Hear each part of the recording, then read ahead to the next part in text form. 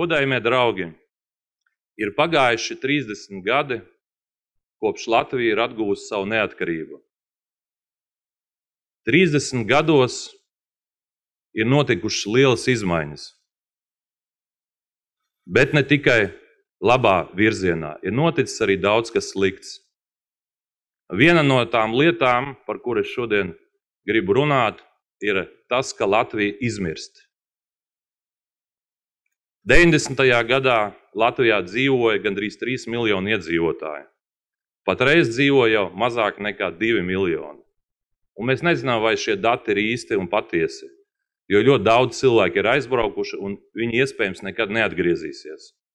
Tātad Latvija ir pazaudējusi trešdaļu no saviem iedzīvotājiem un patreizējā vara izliekas, ka šādas problēmas praktiski nav. Esošā vara aizņemās naudu, stāsta, ka naudas ir daudz, bet patiesībā viņi melo, jo šī ir aizņemtā nauda. Cilvēki zina, kas ir nokļuvuši parādu jūgā, ko nozīmē, ja nevar atdot naudu bankai. Cilvēki zaudē savus īpašumus, cilvēki zaudē savus mīļākos, izjūg ģimenes, tikai tāpēc, ka viņi ir nokļuvuši šajā kredītu atkarībā. Latvijai šodien ārējais parāds ir apmēram 15 miljardi eiro. Kā jūs redzat, esošais premjers, esošā Kariņa Levita vara, viņa turpina aizņemties un viņa nerunā vispār par to, kā Latvija var attīstīties, kā Latvija var pelnīt. Un tā ir traģēdija. Tik vājas valdības, kāda patreiz ir Latvijā, nav bijis pēdējo 30 gadu laikā. Valdības ministri ir gadījumi cilvēki, kuri dzīvē neko nav sasnieguši, vai arī ierēģi, kuri nekad neuzņemās atbildību. Es negribu savu konkrētos uzvārdus šodien, jo jūs viņus visus ziniet. Šie cilvēki sēdējuši dažādos amatos. Ir ministri, kas ir nomainījuši vairākas ministrijas, un ja uzdot jautājumu, kurā ministrijā viņš ir profesionāls, izrādās, ka nevienā. Viņš ir profesionāls cilvēks, kurš var ieņemt amatus, nepieņemt lēmumus, neuzņemties atbildību. Tāda ir šodienas Latvija. Jautājums, vai mēs ar to varam samierināties un kāda ir izēja? Šodien mēs redzam to, ka cilvēki pat iziet ielās. Tā sen nav bijis. Kāpēc cilvēki iziet ielās? Kāpēc ir šī neapmierinātība? Tāpēc, ka viņi nesaprot šo valdību. Viņi vairs neatbalsta šo valdību. Apskatieties, kas notika pagājušā gadā, kad sākās tā saucamais Covid. Kādus lēmumus pieņēma? Sākot ar aizliegumiem iet uz skolu, sakarā ar visiem ierobežojumiem tādi, kādi pat nebija citās valstīs, bet tos it kā cilvēki varētu akceptēt, jo runā, ka tā ir globāla pasaules pandēmija. Bet nevar cilvēkiem izskaidrot to, kas notiek Latvijā. Kāpēc cilvēks, tad, kad iesākās ziema, nevar bērnam nopirkt siltās drēbītes, siltos zābaciņus, jo pa gadu bērns ir izaudzis. Jā. Veikali ir aizvērti cieti. Cilvēki aiziet veikalā, grib nopirkt sniega lāpstiņu vai slotiņu, lai notīrītu pirmo sniegu. Viņiem pie kases saka, mēs jums nevaram pārdot. Kariņš ar Levitu ir aizliedzis pārdot. Tāpēc ir jāpieņem lēmumu, ka nevar kurpju tīrāmos piedarumus nopirkt, parastas švamītes. Ja? Kur ir loģika tādiem lēmumiem? Diemžēl šis absurda teātrs turpinās. Šķita, ka pienāks vasara, un visdrīzāk, ka šī pandēmijas problēma aizies arī nebūtībā. Diemžēl mēs redzam, ka viss attīstās. Es šodien negribu runāt konkrēti par pandēmiju detalizēt, jo te būs arī citi cilvēki, arī būs cilvēki, kas saprot medicīnā jautājumus ļoti labi, un viņi paskaidros to visu. Bet tas, ko es vēlos teikt, ka šī situācija, kas ir saistīta ar šo lielo krīzi, turpinās un izskatās, ka valdība ir plāns. Arī man sākumā šķita, ka es nesaprotu līdz galam, kāpēc notiek šī tautas sarīdīšana. Kāpēc vakcinētos cilvēkus nostāda pret nevakcinētajiem? Ja cilvēks ir novakcinējies, tad viņam no kā nav jābaidās. Būtu jābaidās tas, kas nav novakcinējies. Vakar parādījās ziņas, ka cilvēki ir gatavi pat maksāt par pakalpojumu, kuru nesaņems. Vai jūs esat kādreiz maksājuši par viesnīcu, par braucienu ar mērķi nebraukt? Vai jūs esat maksājuši veikalā par pārtiku ar mērķi atstāt veikalā?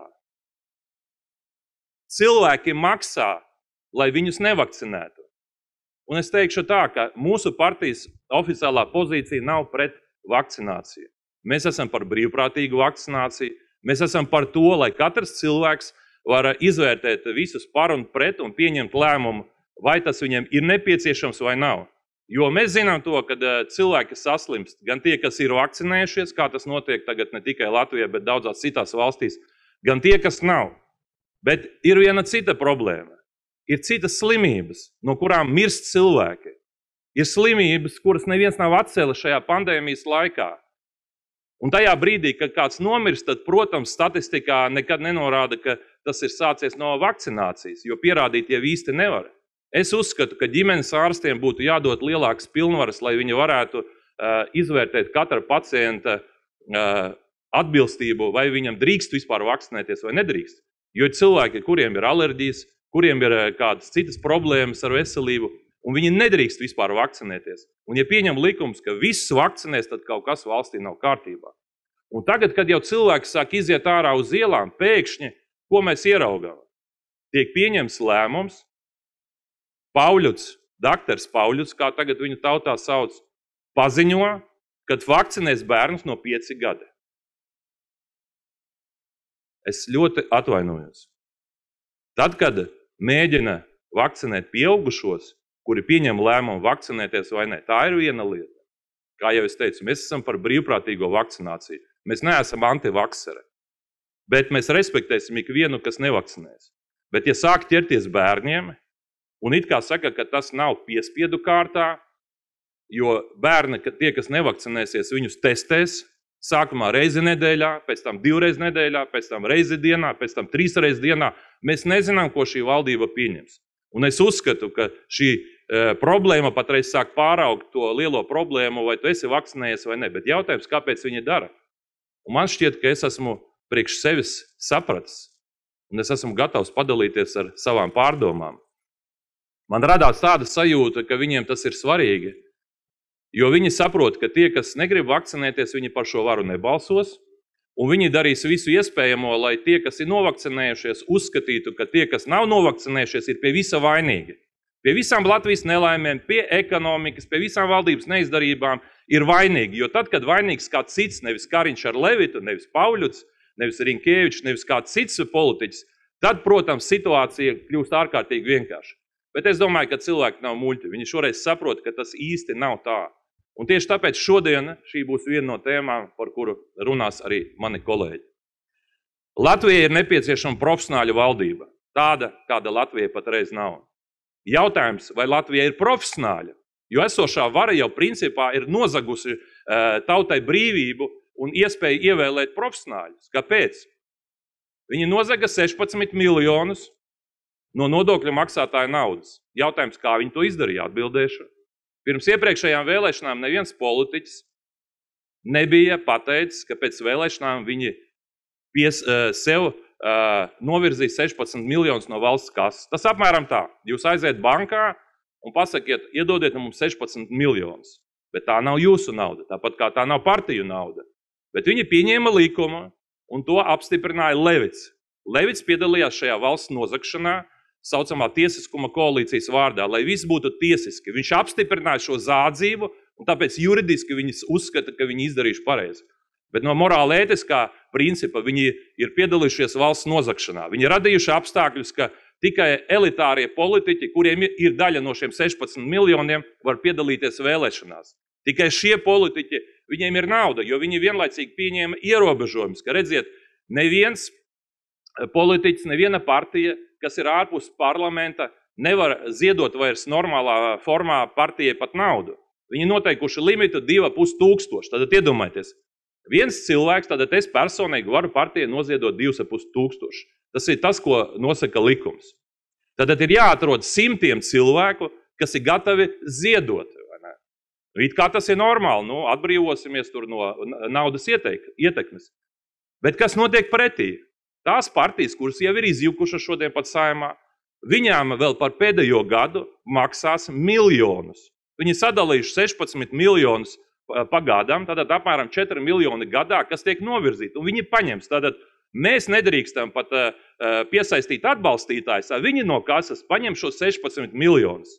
Tā nav tiesiska valsts, tā nav brīvība, par kuru mēs runājam. Vienlaicīgi tie, kas grib ziedot ārpus parlamenta esošām partijām, visdrīzāk tiks uzaicināti uz kanābu vai vēl kādu drošības struktūru, lai tikai uzdotu jautājums, kāpēc jaunai politiskai partijai tiek ziedots.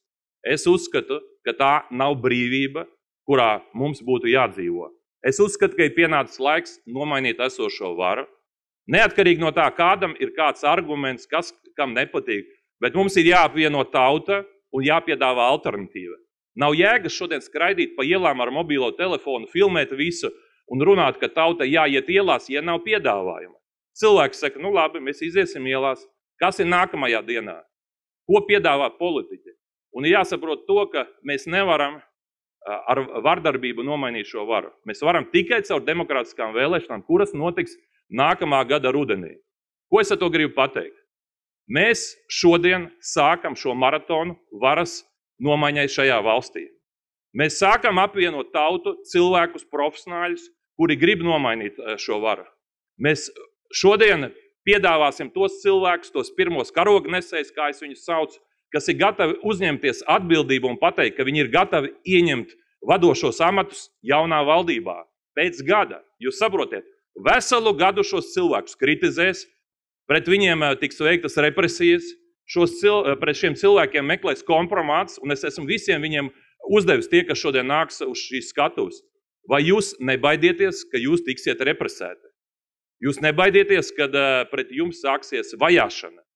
Un esmu gandarīts, ka šie cilvēki pateica, nē, mēs nebaidamies, mēs esam pārliecināti, ka ir pienācis laiks šo varu nomainīt. Tātad šodien es piedāvāšu profesionāļu komandu, katrs no šiem cilvēkiem stādīsies priekšā, katrs no šiem cilvēkiem pastāstīs, kas viņš ir un kāds ir viņa redzējums. Un kā jūs saprotiet, parasti mūsu valstī situācija tāda, ka prezidentu vēl pēdējā brīdī vai nu kādu kandidātu atved no zoodārza, kādu atved no kāda cita sajieta, citu atved nezinu no kurienes, vienkārši ieved aiz rokas Saeimā un tad iebalso. Gluži tāpat kā noticis ar esošo prezidentu Levitu, par kuru šodien oficiālā informācija viņu ievēlēja, jo nebija laika atrast labāku. Šāds paskaidrojums šodien, ja jūs uzgooglēsiet, ir par to, kāpēc Levits ir kļūst par prezidentu. Tāpēc, ka nebija laika atrast labāku prezidentu. Jautājums ir tāds, nu vai Latvija ir jācieš tikai tāpēc, ka politiķi grib apmuļķot sabiedrību, tāpēc, ka politiķi uzskata, ka sabiedrība ir idioti un ka pēdējā brīdī var ielikt amatā jebkuru. Mēs taču redzam, kādā veidā Satversmes tiesā ir salikti tiesneši, kuri tagad vairs neatbalsta tas, kas ir rakstīts Satversmē, atsaucās uz kaut kādām Eiropas regulām, runā par to, ka laulība, kas ir savienības starp vīrieti un sievieti, ka tā vairs nav, ka laulība un ģimene, tās ir divas dažādas lietas, ja? Nu, kurienes ir tādi tiesneši. Un es varu pateikt to, ka Amerika tādā ziņā ir daudz godīgāka par Latviju. Jā, arī tur ir netīra politika, bet cilvēki zina, ja viņi balso par demokrātiem, tad viņi balso par liberālām vērtībām, par LGBT vērtībām un tā tālāk. Viņi zina, kāds būs iznākums. Ja balso par konservatīviem, par republikāņiem, tad arī viņi zina, ka kāds būs rezultāts, kādas vērtības pārstāvēs cilvēki, kuri ieņems vadošus amatus, arī tiesneši. Jo katrs cilvēks demokrātiskā valstī dzīvojot, viņam ir tiesības būt savai pārliecībai. Un tieši tāpēc šodien es redzu, ka esošā vara, kas principā ir, kā tautā viņu sauc par varavīksnes valdību, es gribu pateikt sekojošo. Latvijā ir jādzīvo visiem cilvēkiem, neatkarīgi no tautības, neatkarīgi no dzimuma, neatkarīgi no pārliecības, visiem ir jābūt vietai. Visiem cilvēkiem ir jābūt iespējai brīvi runāt to, ko viņi grib, komunicēt, ar ko viņi grib. Bet ir vienlaicīgi dažas sarkanās līnijas, kuras vienmēr likumdošanā ir jāatrunā. Es uzskatu, ka katram 18 gadu sasniegušam cilvēkam ir tiesības izvēlēties, kas viņš ir, un ja viņš ir tā saucamā minoritāte, tad tas ir jāakceptē, tas ir pieauguša cilvēka izvēle. Bet ja gadījumā šis jautājums tiek virzīts uz skolu, un šī propaganda aiziet skolā, kura principā tiek sajaukt prāts, ka puika nav puika, meitene nav meitene, tas īsti man nav pieņemams. Man sarkanā līnija ir tas, ka bērniem tiek ievazāta propaganda, kas ir pret dabisko ģimeni, tradicionālo ģimeni jau skolā un bērnu dārzā. Es uzskatu, ka tas nav pieļaujams, bet vienlaicīgi, ja ir kāds cilvēks atšķirīgs, tad skolotājiem, vecākiem, pieaugušiem jādara viss, lai viņš dzīvotu maksimāli komfortabli. Mēs nedrīkstam apkarot nevienu cilvēku. Katrs cilvēks ir vērtība, katram cilvēkam ir tiesības dzīvot Latvijā un justies brīvam. Bet tas nenozīmē to, ka mums viss ir jāiestrādā likumā un principā ir jāmaina konstitūcija tā, kā tas principā patreiz nav rakstīts. Tā kā ir daudz darāmā.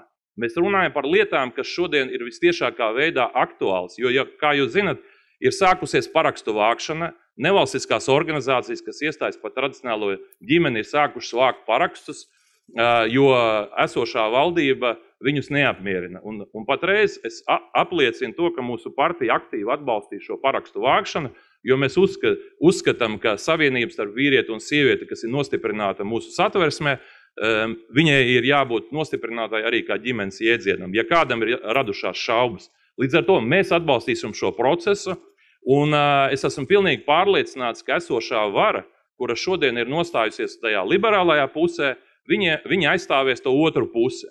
Un ņemot vērā, ka tās atšķirības patreiz daudzos fundamentālos jautājumos ir gana lielas, tad cita varianta mums nav kā vien nomainīt visu varu, visas partijas, jo nav jēga šodien dalīt. Ir labās partijas un ir sliktās partijas. Apskatieties, kas notiek.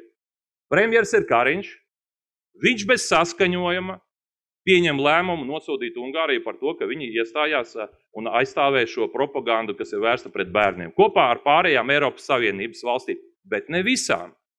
Kas Kariņam deva tādas tiesības? Tātad viņam ir bijis šīs koalīcijas pilnvarojums šādi rīkoties. Jautājums no PR viedokļa, protams, ir, piemēram, Nacionālā apvienība, kas vienmēr saka, ka mēs esam par konservatīvām vērtībām. Es uzskatu, ja viņi būtu par šīm vērtībām, viņiem bija jau pirmajam jāpieprasa Kariņa demisija.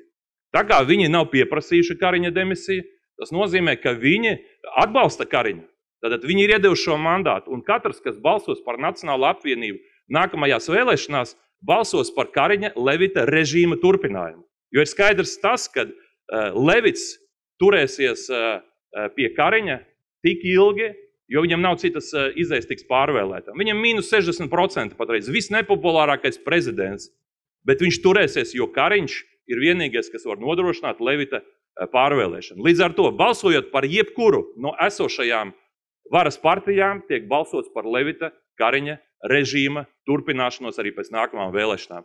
Un tāpēc mēs uzskatām, ka mūsu partija, tā komanda, kuru mēs šodien prezentēsim, ir tā komanda, kas ir gatava nomainīt visu valdību, piedāvāt visus ministrus uz visiem atbildīgajiem amatiem, un es esmu pārliecināts, ka Latvijas sabiedrība mūs atbalstīs, jo ir vajadzīga profesionāļa valdība. Vienlaicīgi, tā kā mēs dzīvojam demokrātiskā valstī, un mēs varam uzvarēt tikai caur vēlēšanām, ir ārkārtīgi svarīgi pateikt visām pārējām partijām, arī tām, kas ir opozīcijā, izvirziet lūdzu savus kandidātus. Gadu pirms vēlēšanām, lai mēs varam runāt par vērtībām, par biznesa programmām, par ekonomiskām programmām, par rīcības plāniem, jo sabiedrībai ir pietiek jau balsot par šo kaķi maisā, viņi iebalso un pēc tam notiek nākamā dienā visādi brīnumi. Cilvēkiem ir jāzina, par kādu valdību viņi balso. Un principā šodien mēs zinām, ka ja jūs pajautāsiet uz ielas, vai cik politiķus jūs pazīstat, kuri saimā, tad lielākā daļa nepazīst politiķus saimā. Viņi viņus nav redzējuši. Viņi nezina viņu uzvārdus. Ja? Nu, kā var šādi cilvēki pārstāvēt tautu? Diemžēl šī vēlēšanu sistēma ir jāmaina, un tāpēc mēs savā partijas programmā piedāvāsim grozīt likumu, grozīt satversmi, attiecīgi par to, ka Latvijā ir jānotiek jauktām vēlēšanām, kur 50% no Saeimas deputātiem ievēl no partijām, un 50% ir pēc tās saucamās mažoritārās sistēmas, kur cilvēki paši var izvēlēties ikvienu savu cilvēku un virzīt politikā kā savu aizstāvi. Nav cita varianta. Citādi būs tas pats, kas patreiz ir. Mums ir jādod iespēju cilvēkiem, kuriem ir tieša saskarsme ar sabiedrību, būt ievēlētiem, pat ja viņi nav partijas biedri.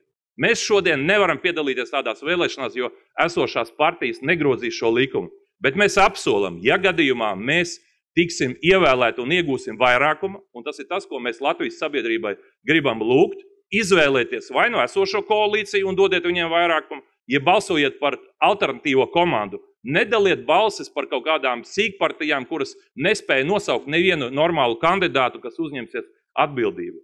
Tāds ir šis piedāvājums. Vienlaicīgi mēs uzskatām, ka ir pienācis laiks izmainīt arī prezidenta ievēlēšanas kārtību. Nav normāli, kad esošo prezidentu tiešām atrod zoodārzā vai kādā citā pažobelē. Tas ir jāizbeidz. Jādod Latvijas tautai iespējas ievēlēt savu līderi. Viņam ir jādod lielākas pilnvaras. Mēs nepāriesim uz prezidentālu valsti, bet viennozīmīgi ārpolitikā atbildīgiem ir jābūt prezidentam, kas pārstāv Latviju. Vienlaicīgi mēs varam arī izmantot Lietuvas piemēru, kur prezidents atbild arī par mūsu armiju, tātad par dalību NATO. Principā NATO un ārlietas tās ir divi sasieti šodien jautājumi, kur mums jāskatās kā viens vesels jautājums. Līdz ar to mēs piedāvājam šīs izmaiņas likumdošanā. Un es uzskatu, ka Latvijā ir cilvēki, kuri ir cienīgi ieņemt amatu. Ir cilvēki, kuri ir gudrāki par esošo prezidentu, skaistāki, labāki, kuri dzīvē daudz vairāk ir izdarījuši un kuriem ir sirds pareizā vietā. Un visbeidzot, cilvēki, kuri ir no Latvijas. Tad, kad ievēlēja Levitu, daudzi teica, šis cilvēks, apskatieties, kādas izglītības viņam ir, kāda pieredze. Bet notika lielā vilšanās. Kāpēc? Tāpēc, ka viņš nezina Latviju. Viņš no Latvijas aizbrauc savā laikā, viņš atbrauc, viņš nesaprot Latviju, viņš nesaprot, kas notiek, viņš nesaprot Latvijas tautas problēmas. Kas vada patiesībā prezidentu? Kas raksta šīs runas? Tā ir sorosistes Sarmīte LRT. Viņa ir tā, kas groza galvu prezidentam. Viņa ir tas kakls, uz kā tas Levits turās. Un pateicoties LRT, Levita reitings ir mīnus 60%. Ja tas būtu kāds cits prezidents, nebūtu no LRTs grupas, tad jau citi lietusargi sen viņu iznestu no pils. Bet viņš ir savējais, sorosisti iegūši varu. Tur ir cilvēki, kas ir ievēlēti parlamentā. Viņi ielikuši arī masu saziņas līdzekļos savus cilvēkus, kas nosaka dienas kārtību.